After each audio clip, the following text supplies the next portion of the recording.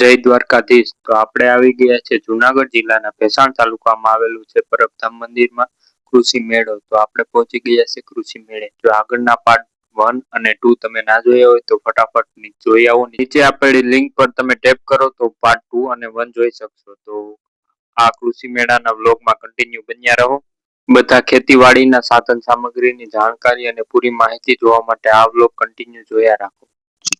તો કૃષિ મેળામાં ફર્સ્ટ નંબરથી આપણે શરૂઆત કરીએ તો ફર્સ્ટ નંબરે આપણે જોઈ શકીએ છીએ કે લોટાવેટર દેખાય છે. લોટાવેટર વિશાળ પ્રમાણમાં છે અને ખૂબ મોટું છે. લોટાવેટર આપણે જે રોજિંદા જીવનમાં ખેતીવાડીમાં ઉપયોગ કરીએ છીએ તેનાથી તો ઘણા પ્રકારે વિશાળ અને મોટું દેખાય છે. તો આ લોટાવેટર આપણા કરતા ઘણું અલગ છે.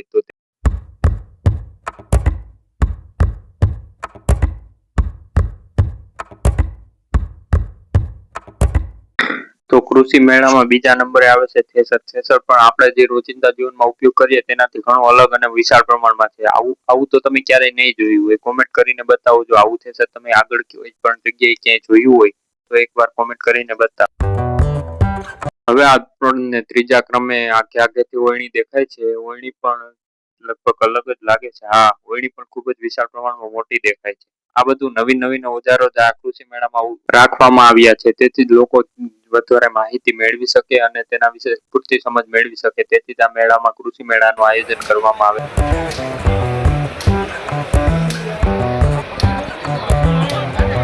મિત્રો, કૃષિ મેળામાં આ ઓયણીની સંખ્યા ખૂબ જ વધારે છે.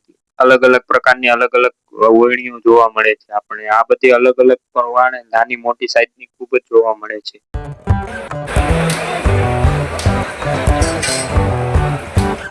હવે જે આગળ વસ્તુ આવે છે એ કઈ ખાસ કઈ ખબર નથી પડતી પણ પીવીસી ના પાઇપ, આ પીવીસી ના એડવર્ટાઇઝ માટે આ બધું રાખવામાં આવેલ છે. જે આગળ જો ફુવારો ને બધું હું તમને દેખાડું કન્ટિન્યુ વ્લોગમાં જોઈ રાખો. હજી જો ચેનલને સબસ્ક્રાઇબ ના કરી હોય તો ફટાફટ પેલા સબસ્ક્રાઇબ કરતા હો અને આગળના 1 અને 2 પાર્ટ ના જોયા હોય મેળાને લગતા તો ફટાફટ જોતા હો.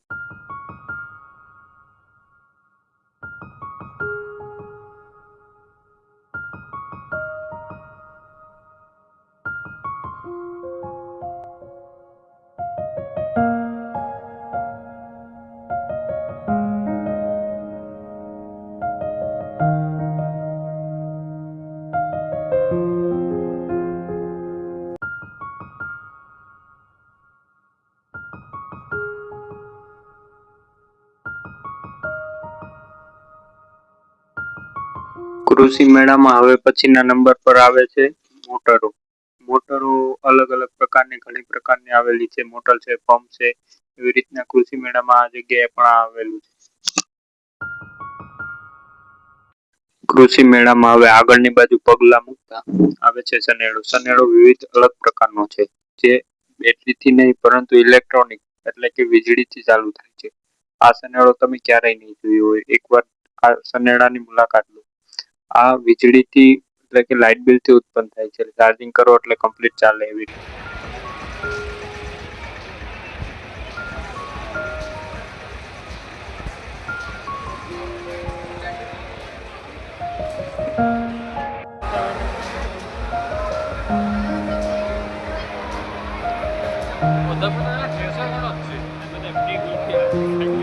ક્યાં છે? હાલો હાલો.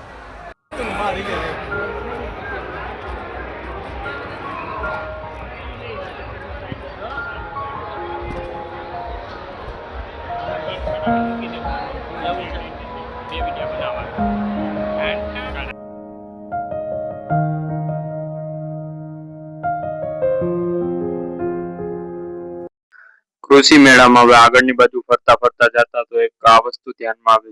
આ છે થ્રેસર.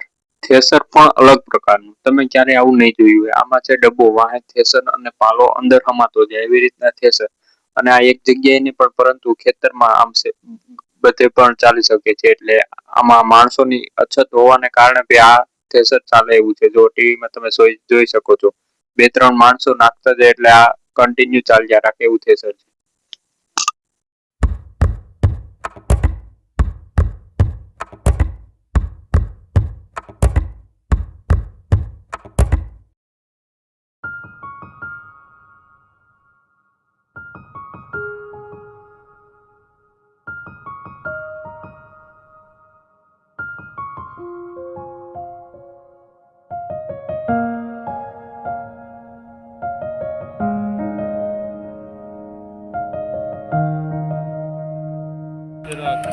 કરતા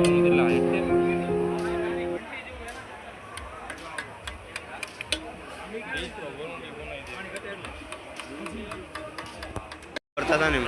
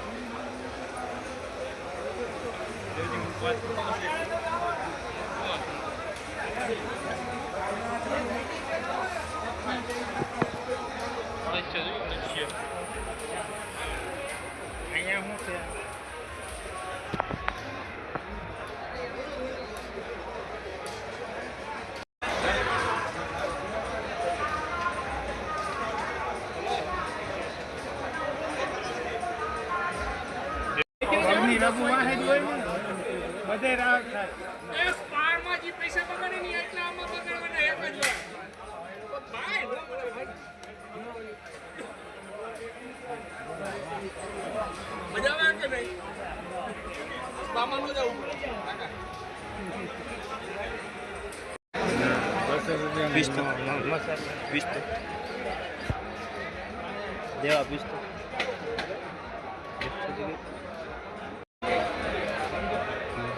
ઠંડી ભાઈ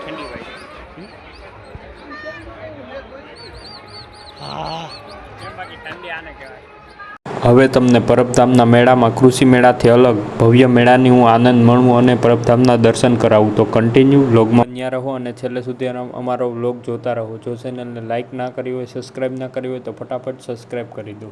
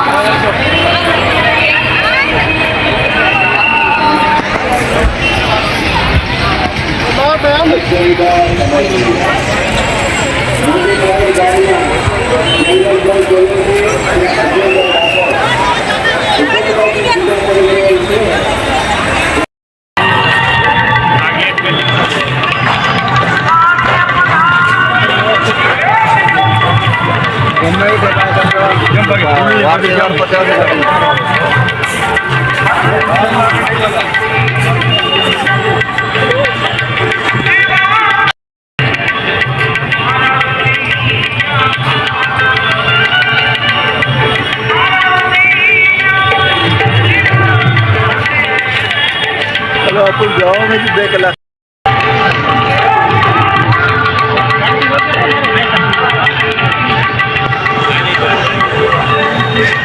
આની